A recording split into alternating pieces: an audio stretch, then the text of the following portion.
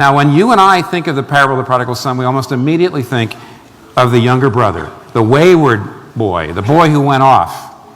But I'd like to make a case right off the bat here that the parable was not really written to younger brother types. It's not mainly about the younger brother. In the very beginning of chapter 15 of Luke, we see two groups of people around Jesus. There's a bunch of sinner types, social outcasts, immoral people, and there's the religious leaders and the Pharisees. And the religious leaders and the Pharisees see Jesus hanging out with the sinner types, and they say, what in the world is he doing, hanging out, associating, even eating with sinners? And then we're told Jesus told three parables: the parable of the lost sheep, the parable of the lost coin, and the parable of the prodigal son. To them, it says. To them, who? The Pharisees. The religious people. That's who the parable's for.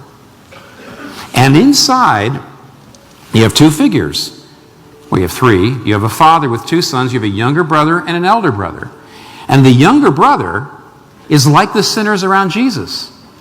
He takes his money and he runs off into a foreign country and he squanders it on prostitutes. He squanders it that way. And he's like the sinners around Jesus. But the elder brother, who stays home and obeys the father, he is like the Pharisees. He's like the religious leaders. And actually, the last part of the parable is all about him. In the very end, the father is addressing the elder brother, not the younger brother. That's how the parable ends. The point of the parable, the purpose of the parable, is to address us in the church, religious people, moral people, not the dissolute, not the people out there, not the irreligious, not the immoral. It's us. It's for the Pharisee. It's for the religious people. It's for the religious leader. That's the first thing. Second thing I want to show you is the main point of the parable. The parable, this is just shocking. The parable shows that both younger brothers and elder brothers are alienated from the Father, who represents God. The younger brother and the elder brother both are alienated from the Father's heart. In both cases, they're lost. That means the Father has to come out and invite them in. And here's what's really strange about the whole parable. The younger brother, it's very obvious, he doesn't love the Father, he just wants the Father's money.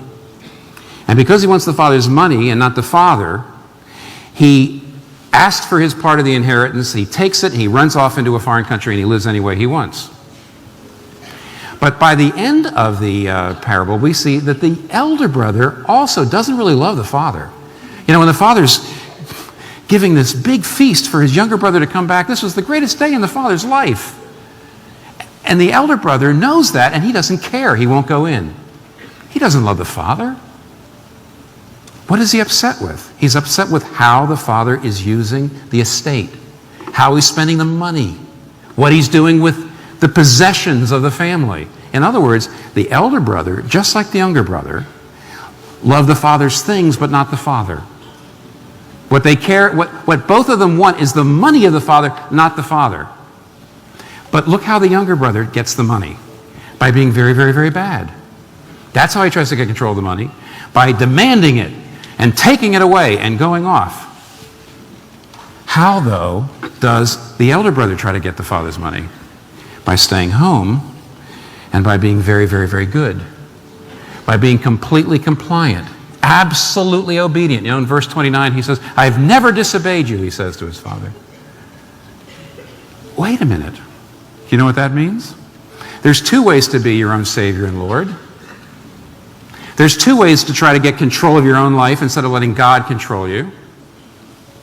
One is by being very, very bad and immoral and irreligious, and one is by being very, very good and moral and religious and never disobeying and obeying the Ten Commandments and going to church and praying, having your quiet time every morning. Those are two ways to get the Father's things. You see, the elder brother says, because I'm living such a good life, God has to bless me. God has to answer my prayers.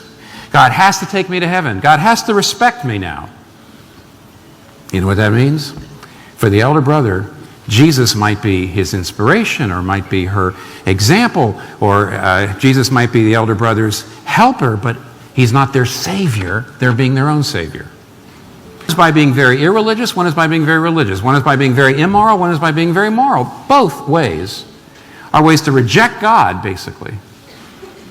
The trouble is the elder brother thinks and claims the elder brothers believe that they are with God.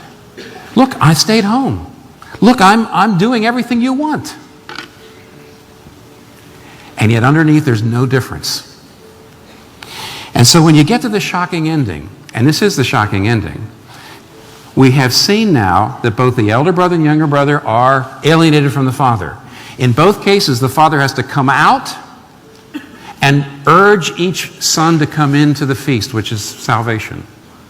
But at the end of the parable, where are we? The younger brother comes into the feast, but the elder brother does not. He refuses. He won't come in. Do you know what that means? Class.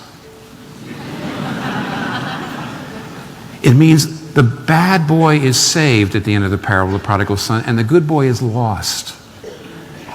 And the good boy is not lost in spite of his goodness. He's lost because of his goodness.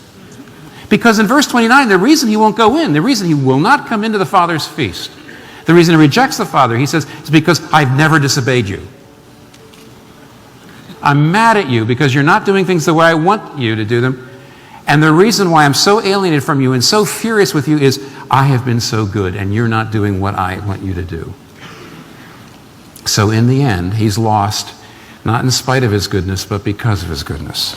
Just after the tragic death of Dr. Harry Reeder following an accident, Christ Presbyterian Church is in total grief following the death of another beloved pastor, Timothy Keller. Pastor Tim Keller has passed away after a long battle with cancer, and his son gave an update just 3 days ago about his father's situation in hospice.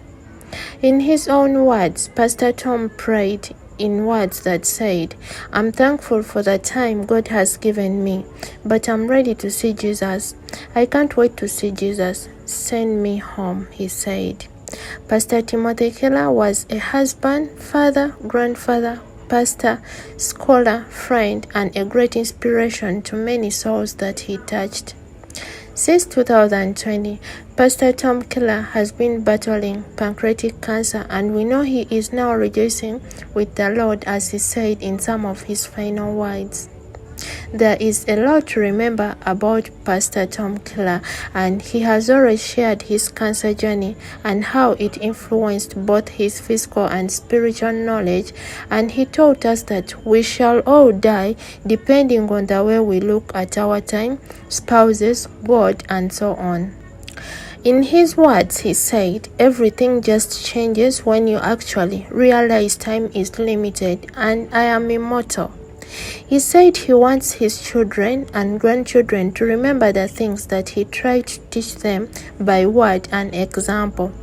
His books to continue being read because he intentionally sought to present biblical teachings that he thought would have abiding relevance.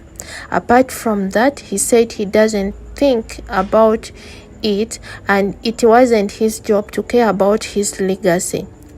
Born in 1950, Pastor Tom Keller died at the age of 72 on the 18th of May 2023, and we are forever grateful for his teachings, legacy, dedication to the word of Christ, and the love he shared, and may his soul rest in eternity. Our thoughts are with his family and loved ones, as well as the church. Please, let's keep them in prayer. Send your condolence messages in the comment section, and don't forget to keep them respectful. You are watching Surge News Media. I love you guys. Bye bye.